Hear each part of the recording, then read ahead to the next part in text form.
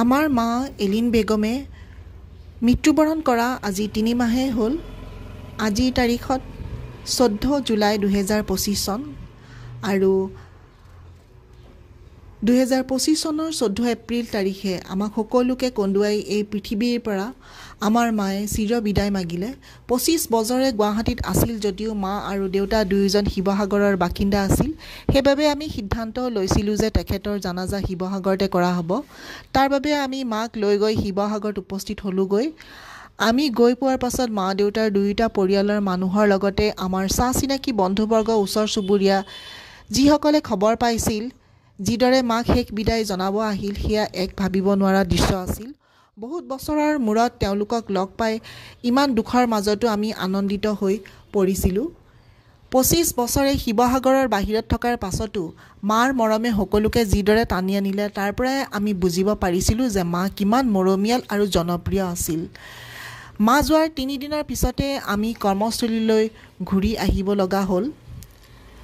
অহাৰ সময়ত আমাৰ আত্মীয় স্বজন বন্ধু বান্ধৱী যিসকলক লগ পাইছিলোঁ সকলোকে আকৌ এবাৰ লগ পোৱাৰ কথা দি আহিছিলোঁ আৰু সেইবাবে মোৰ দাদা ৰাজুউল্লাহ, যি শিৱসাগৰৰ স্থায়ী বাসিন্দা, তেওঁৰ লগত আলোচনা কৰি মাৰ 40 দিনত কৰিবলগীয়া অনুষ্ঠানটো তাতে পতাৰ সিদ্ধান্ত ল'লোঁ। সেই উদ্দেশ্যে 29 জুনৰ তাৰিখত ঠিক কৰা হৈছিল।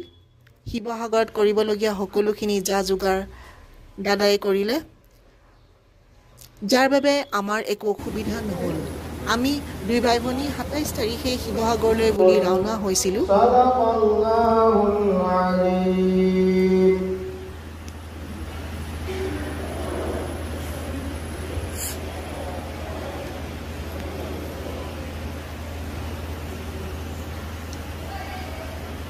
নিজৰ লখেৰে পাথৰ আপোনাৰ কাটি পেলাই ঘৰ বনাই দিয়ে, কিমান শক্তিশালী হ'ব।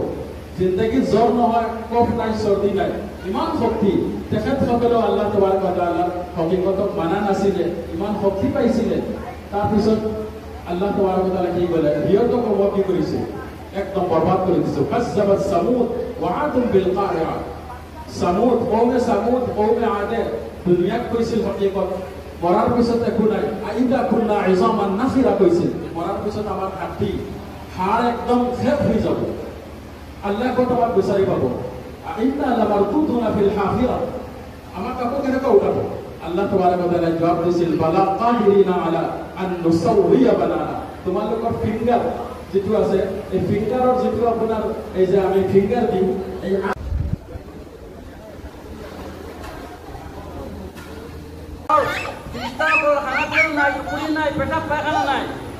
এইটো ল'বই লাগিব, অৰ্থাৎ ইন্তেকাল হ'বই লাগিব।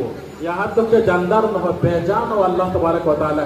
আমি দেখি আছো আসমানৰ জান নাই, আসমান থাকে আল্লাহ কত দুনিয়াৰ হকীকত। আমি এটা সময়ত আল্লাহ তাআলা আমাক আপোনাৰ সুম্মা খালাকনা নুতফাতা আলাকা, গান্দা পানী দি বনাইছিল। ফাখালাকনা الرحمن الرحيم قل أعوذ برب الناس ملك الناس إله الناس من شر الوسواس الخناس الذي يوسوس في صدور الناس من الجنة والناس. والله أكبر. بسم الله الرحمن الرحيم. الحمد لله رب العالمين الرحمن الرحيم مالك يوم الدين إياك نعبد وإياك نستعين.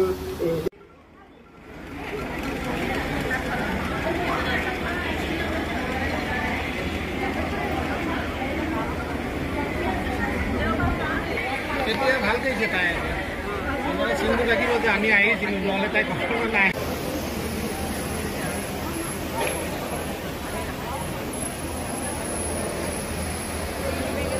ঘূৰা প্লেট আহিব আহিব ৰ'বা।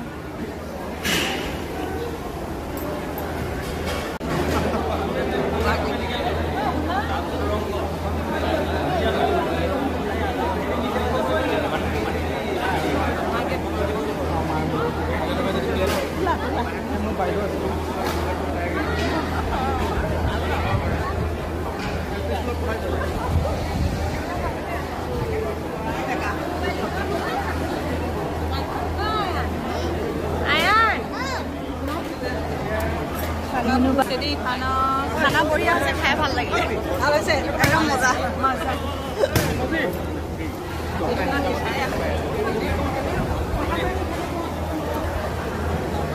খানা ভাল হৈছে নে খানা খাই নাই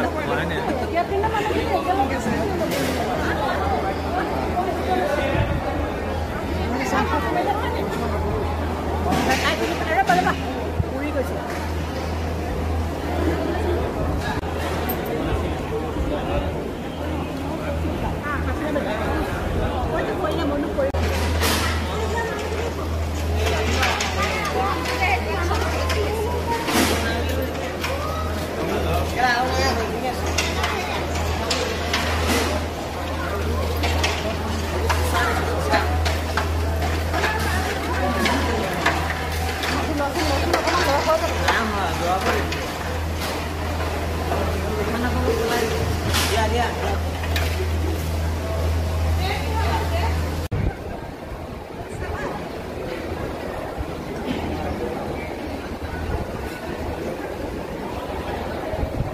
এইকেইজনী মোৰ বাই ভনী হয় দেই বাই হয়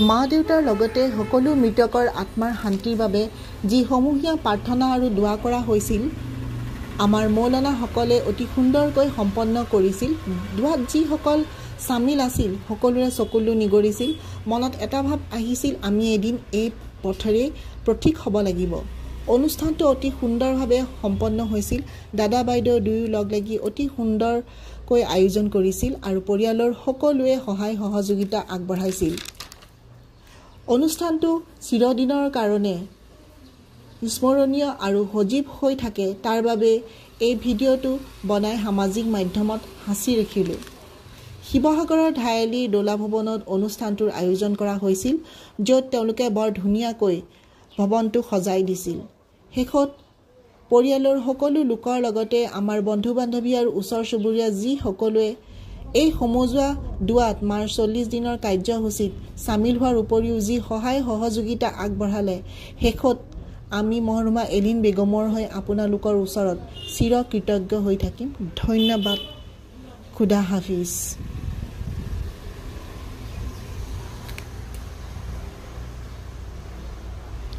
মা যাতে চিৰ জীৱনৰ কাৰণে আমাৰ মাজত অমৰ হৈ থাকে